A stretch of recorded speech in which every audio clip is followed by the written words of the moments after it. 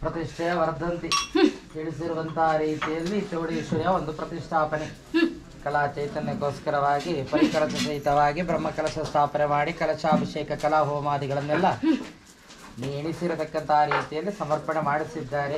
ಆಲಯವು ಕೂಡ ಹಾಗೆ ಕಳೆದ ಸಂವತ್ಸರದಲ್ಲಿ ಕೂಡ ಅದಕ್ಕಿಂತ ಅಭಿವೃದ್ಧಿಗೊಂಡಿರುವಂತಹದ್ದು ಕೂಡ ಉಂಟು.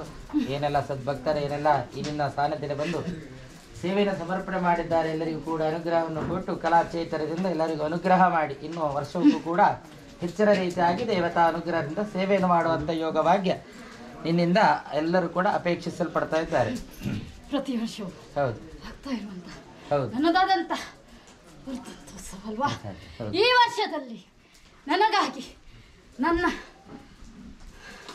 ಶಕ್ತಿ ಸಾನ್ನಿಧ್ಯದಲ್ಲಿ ಇರುವ ಚೌಡಿಯನ್ನ ಹಾಗೆ ಹೇಳಿದ ಪ್ರಕಾರದಲ್ಲಿ ನನ್ನ ಅನುಸಾರದ ಪ್ರಕಾರದಲ್ಲಿ ಚೌಡೇಶ್ವರನ ಪ್ರತಿಷ್ಠೆ ಮಾಡಿಕೊಂಡಿದ್ದೀನಿ.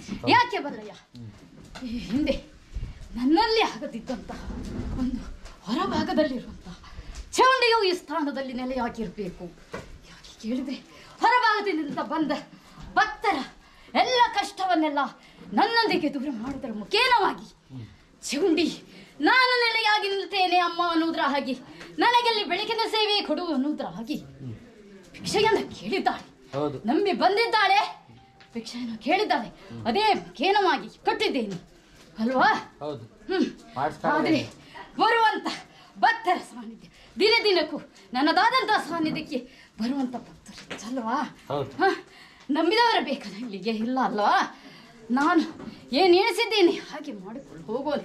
ಜಗನ್ಮಾತೆ ನಾಗೇಶನೇ ಅನ್ನೋದರ ಹಾಗೆ ಇದ್ದೇನಲ್ವಾ?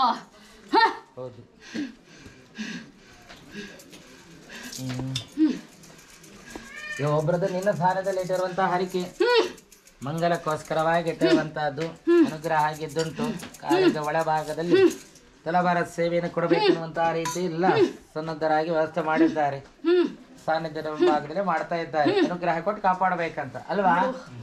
ಬನ್ನಿ ಬಂದಂತ ಭಕ್ತರ ಯಾಕೆ ಅವರ ಭಾರವನ್ನ ನನ್ನಲ್ಲಿ ನನ್ನ ಪಾದದಡಿಯಲ್ಲ ಅವರ ಆ ಭಾರವನ್ನೆಲ್ಲ ಬಿಡಿಸೋಕೋ ಅಮ್ಮ ಅನ್ನೋದ್ರ ಹಾಗೆ ಕೇಳಿದ್ದಾರೆ.